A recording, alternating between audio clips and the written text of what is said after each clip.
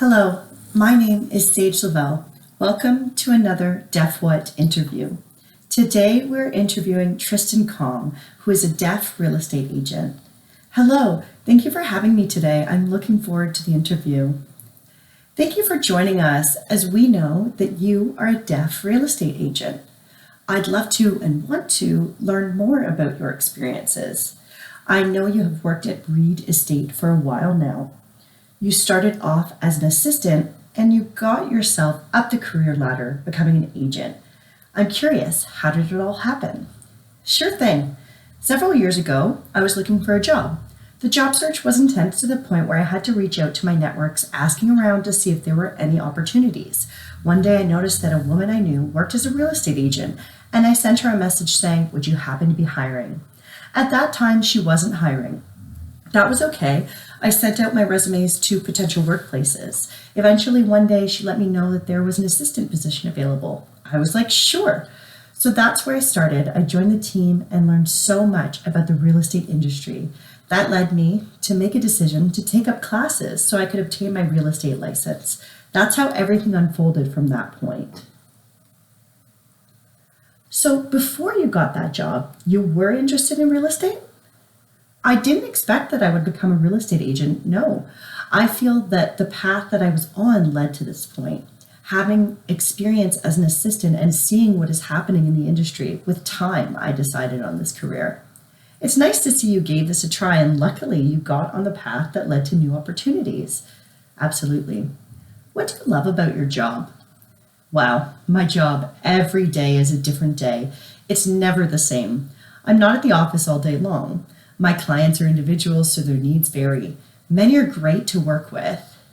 Sure, there are ups and downs, but overall it's been positive. Sometimes engaging with clients can be difficult. Even the process of searching for and purchasing the right house is a challenge. To sell a property, you have to be fun and creative when it comes to staging, hiring photographers. There are different tasks to do on a daily basis. I enjoy the work. It's not like I sit down all day in an office setting. Not only that, this job allows me to network and meet with many people, so I really enjoy meeting new faces, which could lead to new things. I really enjoy this job. This job allows for more freedom in terms of scheduling, so I really do enjoy doing this type of work. It's really nice to pick your own schedule, to have that flexibility with clients and their needs. I wonder if there are any challenges in this field. Absolutely. I've noticed that this industry is very phonocentric. This means many real estate agents would communicate by speaking English, where I get lost. Most of them are comfortable using text messaging and email, which is great as it's a necessity today. But there are some real estate agents who aren't comfortable engaging through email or text. So instead, the team would communicate through phone calls to get information. This is a challenge. Not just that, there are many buildings, such as apartments, that are designed for hearing people or able-bodied people, with no consideration given for access. Sometimes, when I have to go to a condo, there's a gate that opens up to the property which requires spoken communication, and no option for sign language, which is frustrating. How can I connect and engage? How can I get to that property? Some of the older houses do not have visual fire alarms, but fortunately, the new buildings have visual fire alarms, which are great. Most of the buildings out there are not designed with access for all. This includes mobility aid users, deaf people, etc. This is a challenge that we face.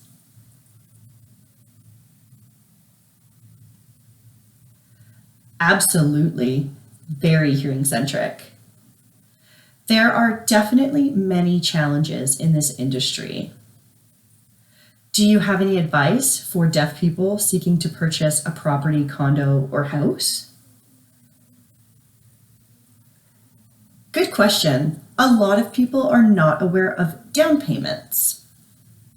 So I encourage people to save up money as much as possible once they have a job. They can use the savings for a down payment. Save as much as you can. This will allow the bank to see that you have the money to be pre-approved for a mortgage. It's important that you have a full-time job, not a part-time job, because the bank will want to approve someone who has a full-time job rather than a part-time one. And the bank wants you to have a good salary. As long as you have those criteria checked off from the list, it's great. Let's not forget the fourth item, credit score. What does this mean? Paying bills, including credit cards and loans, on time. If you miss your payments, your credit score will be low, which doesn't look good to the bank. I advise you all to save up your money as much as you can. Have a full-time job, have a good salary, and have a good credit score. Great, thank you. Darn, I wish I knew better about credit scores when I was younger. I was quite frivolous with my money. Now that I'm older, I save most of my money. I'm still paying my bills on time, but my credit score is still impacted by that time. When you're young, it's a good time to save money and pay off your bills. That's good advice. Yeah, great. During the coronavirus, what kind of challenges did you face? One of the challenges that I experienced during COVID is wearing masks, as it makes it difficult for me to capture deaf people's grammar, which is in the facial expressions. That was a nuisance. Also, many people have been laid off from work, which poses a challenge for those who want to purchase a home, but are unable to because they don't have a job. But hopefully in the near future, they'll return to their jobs and things will become better again. This could mean they could return to their journey of finding the perfect home for themselves. The coronavirus has changed so many things. The cost of homes has skyrocketed, so double the work is required to find a home that is affordable. Yeah, it's difficult. A lot of people have been moving out of the city, which means people have been seeking houses outside of the city so they can have space. So that's why the housing costs have skyrocketed. What gives you joy? What gives me joy? In terms of my work, I always become joyful when I see my clients happy with the fact that they finally own a home. While seeing these people going on this journey for the first time through all these frustrations, finding their home and becoming proud homeowners, I always feel joyful. Not only that, I always feel joy for my clients who sell their homes, especially for those who have lived there for many years and have to let go. I'm here to support them through the transition. Then they find a new place to live in where they feel comfortable. Seeing them go through that journey and when they reach the end, feeling content, in return, I feel content. I feel good knowing that I have helped them succeed in achieving their home goals. That's beautiful. Home is a really important part of our lives where we can be ourselves, feel safe, and comfortable. Yeah. Do you have any thoughts that you wish to share with the hearing world? I would tell hearing people not to be afraid to hire a deaf person. Do not reject them because of their deafness. Be brave and hire a deaf person. They would learn so much from a different perspective. Deaf people can bring their skills and expertise to the table. Many hearing people do not realize that deaf people are capable of doing so much. It's important for them to keep an open mind and welcome deaf people into their lives. Give deaf people an opportunity to succeed. Absolutely. Hiring deaf people can help their business grow too. Definitely. It's so important to include deaf people's perspectives because really accessibility does benefit everyone. Absolutely. And like you said, including more people means businesses will grow. Right. Any thoughts that you want to share with the deaf community? For the deaf community, if they want to start up their own business or start a new project, etc., do not be afraid of the deaf community's perspective. Do it for yourself. Focus on your process and do it. Go start your business and or project. Yeah, there will always be challenges, but eventually it will result in success. Looking back, I studied so hard to become licensed and sold homes. What a success. Looking back, I didn't think I could be this successful, but I put in the hard work and navigated through all the barriers. I realized I can do this, Any hesitancy you have will resolve within a few years and you'll have pride in yourself. You'll reflect on this success. My advice, don't sit down waiting for opportunities. Do something for yourself and go for it. I agree.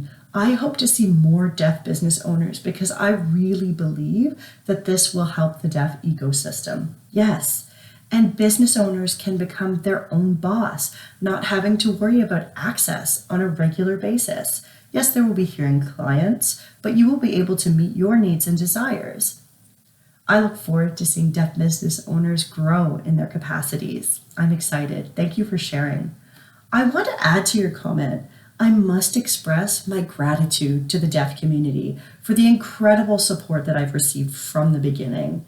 Wow, I feel like the deaf community has pushed me to become a better person and a better real estate agent. I'm happy to support the deaf community. It's important for me to give back to my community, i.e., through education. Having that reciprocity of support is really important. Without that support, I might not be where I am now. Right? I feel incredibly grateful for the support of the deaf community. Absolutely. Thankfully for believing me and supporting me. Absolutely. Grateful to the deaf community. That's why we're here today, because we're here for the deaf community. We're deaf and we've established our own businesses. We have goals. I want to see more of the community being elevated. We can do this. Look at us. You're successful. I'm successful. And this means other deaf people can learn from our success. Exactly. Did you know that it takes 2 to 3 years to grow your business? So you have to be patient. It takes time. Eventually, it will become easier with time. Yes, I agree with you. Great. Thank you, Tristan, for interviewing with Deaf What Legacy Project. We'd like to express our gratitude to the Canada Council of the Arts for funding this project. Thank you for having me today. Thank you.